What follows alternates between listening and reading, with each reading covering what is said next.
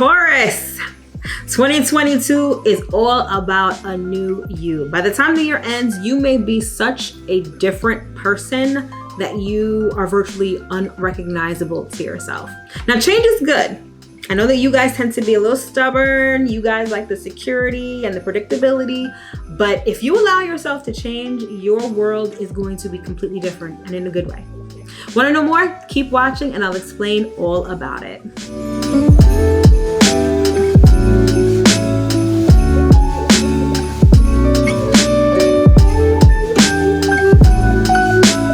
Christmas Day.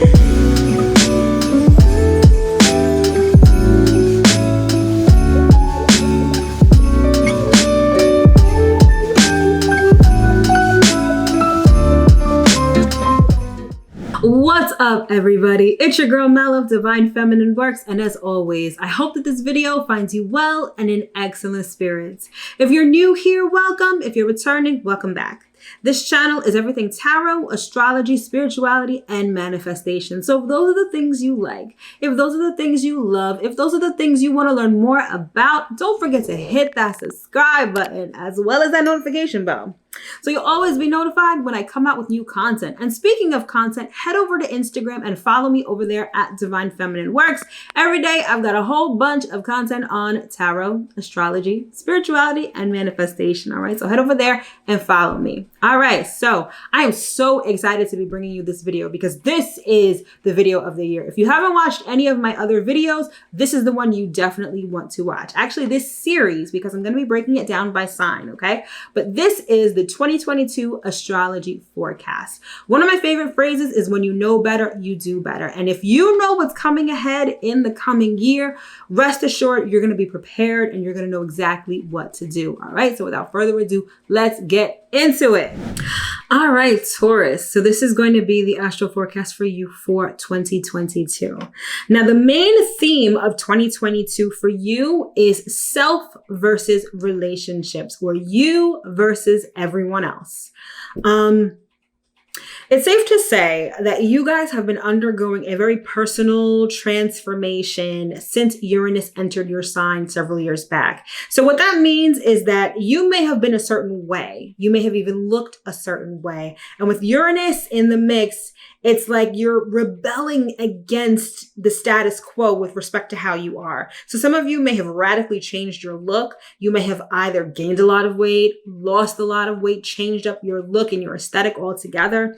Some of you, it's like you've jailbroken your mind, meaning that now you think outside the box, you think of things and look at the world much differently. And that is definitely going to be a repeated pattern in this coming year. And also your relationships. All right. So let's take a chronological look at what this year is looking like for you. So in January, we start off with your ruling planet Venus being retrograde in Capricorn and conjunct Pluto. This is all going down in your 9th house. Now, the 9th house covers higher education, long distance travel, but the 9th house is also about how we see the world, and it's also about spirituality. So I find at the top of the year, a lot of you are sort of reevaluating your relationship with spirituality. What does spirituality look like for you? If we're talking about Venus and we're talking about relationships, some of you may be linking up with pastors, gurus, shamans, anyone who can sort of help you on your spiritual journey. You may be either seeking them or reevaluating your relationships with them. The spiritual house, the 9th house, can also cover things that are very foreign to us. So how do we feel about things that are foreign to us? How do we relate to those things? People of different faiths, people of different viewpoints. Do we allow them and their differences to sort of open our mind and broaden our horizons? Or do we sort of shut down and sort of reject anything that doesn't look like what we're used to? So a lot of that is going to be playing out. With the 9th house, with Venus also in the 9th house, this may also signify issues related to marriage, spiritual unions. A lot of you may be reevaluating either those existing things in your life or reevaluating how you want to have those things in your life. Additionally, what's going to be important is that while Venus is in Capricorn, it's going to be trine your ascendant. Now, if you have a Taurus ascendant within the middle degrees, this is going to hit you directly. So this is going to give you guys that extra magnetism. It's going to make you very magnetic and attractive. So if this is a year that you kind of feel like you want to run and hide and you don't really like attention, you're going to have kind of a problem, because Venus hitting your ascendant, Venus trining your ascendant, is going to make you stand out, particularly with the presence of Uranus in your first house. You guys are going to stand out in a very major way, deviate from the crowd. And if we're talking about Venus retrograde, you may have a lot of people from your past taking a second look at you, really noticing you again. They're going to be like, yo, there's something about Taurus that's different right now. I find it really attractive. I can't stop looking at them. I can't stop thinking about them. So if you guys are looking to have an ex come back, definitely the top of the year is when you're going to want to massage those kind of relationships. All right. So moving right along, we move into April and we have a partial solar eclipse in your first house. Solar eclipses are at the new moon. So this is when you're planting new seeds. This is going to be the eclipse that reinvents you. Again, with the presence of Uranus in Taurus, you guys are going to, there may be like a switch that turns on in you and you're suddenly thinking differently, acting differently, looking differently, looking at the world differently. People are going to see you differently. This is the eclipse that's really going to change who you are and how you look. And it's going to set the stage for you to sort of integrate this new you into life and into your relationships throughout the year. All right, next up, what's important is May, because that's when we have a total lunar eclipse in the 7th house. Now, the lunar eclipse is the full moon, and lunar eclipses tend to eclipse things out of our lives. So in May, you may have some relationship upsets. Perhaps you have breakups. Perhaps you have strife. Perhaps you have some sort of happening that elicits an emotional response within your relationships that may not be really good. All right. It's going to oppose Venus and Mercury in the first house. So you have this magnetism about you. Like, just for an example, you have this magnetism about you and it may not rub your partner the right way, or they're not used to this new you, and it might cause strife in your relationships. So keep that in mind towards May. If you realize that you're starting to have relationship issues or things are becoming more difficult, it's definitely due to the lunar eclipse, which is, again, going down in your 7th house of Scorpio. And being that this is going to be in your 7th house of Scorpio, old wounds, particularly with the presence of the South Node in Scorpio, old wounds, trauma, maybe coming up to the surface. Perhaps this new you is triggering things in your partner that, may trigger some old traumas or wounds, and that may be causing this strife. But again, maybe be a little touch and go for relationships, but anything that's eclipsed out of your life is out. It's meant to make room for something new and better. Perhaps someone that is more in alignment with this new you. Okay. And in July, we have Mars entering Taurus, which is your first house. So you are so not only do you have this new you that's emerging, by the time Mars gets into your first house in July, now you are going to want to go out there and start new shit. Like, this new you you're going to want to take this new you for a ride, and you're going to want to take this new you out and start acting as this new you, engaging with people in this new you. You're going to be very, rooted in who this new person is. And you're going to really be motivated to express this new you. Okay. Again, I don't know how many times I said new you already, but clearly that is the theme for 2022 for you, Taurus. Now we move on to October. And at that time, we have a partial solar eclipse in Scorpio, which is your 7th house. So keep in mind, in May, we had the lunar eclipse, which caused strife, may have ended relationships, or eclipsed someone or a certain situation out of your life.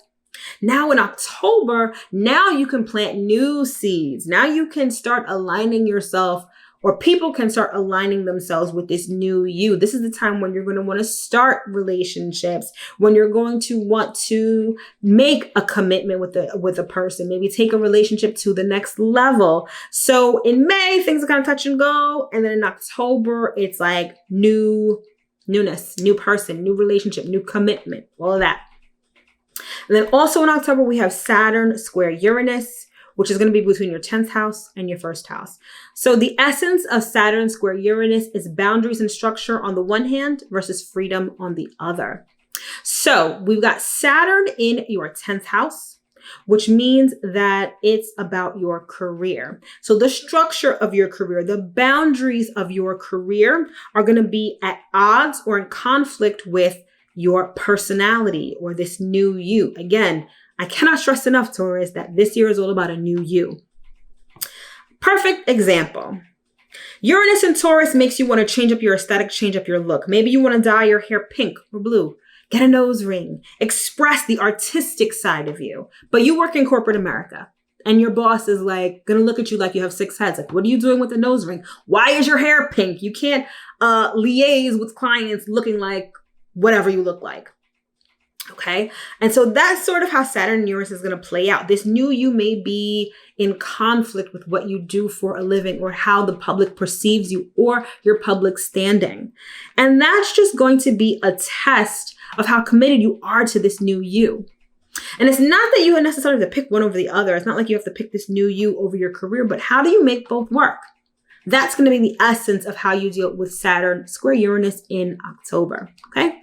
And then finally in November, we have a total lunar eclipse in your first house. Now, building off what I just said, you've got this new you, right? And it may be in conflict with your career, what you do for a living, your job, your standing. You know, you get the deal. I just said this before. And so now you're going to realize maybe what you need to dial back on with respect to this new you. Maybe now it's time to eclipse something from your personality, from your body, from your aesthetic that sort of brings harmony back. Basically, what I'm saying is come November, when we have the total lunar eclipse in your first house, you're going to realize what's working with this new you and what's not. And what's not working is going to be like thrown in your face in order for you to eclipse it out of your life. Maybe it's time to take out the nose ring. Maybe it's time to adjust your attitude a little bit because maybe this new you is a lot more opinionated, a lot more, speaks up a lot more. Not that you shouldn't speak up, but maybe you need to learn how to temper that. Maybe you need to learn how to be moderate with that. Okay. And that's sort of how we end the year. So again, Taurus, it's all about a new you this year. It's all about stepping into this new person that either looks different, thinks different, or acts differently, and how you relate to other people. Okay. It's going to be a very interesting year for you. Again, if you are looking to be shy and not gain attention, this is not the year for you because whether you like it or not, all eyes are going to be on you. And I know that's a great thing for 2022. All right, my loves, that has been the Astro Forecast for 2022. I sincerely hope that you were able to glean some information that may be helpful to you in the coming year. As always, it is my pleasure and a privilege to be bringing this information to you. I wish you nothing but the best. I mean, the absolute best for 2022. This is going to be a year to remember, and I sincerely hope that it brings you everything that your heart truly desires. Thank you so much for watching. Don't forget to like, comment, share, and subscribe, and I will see you guys next year. Take care.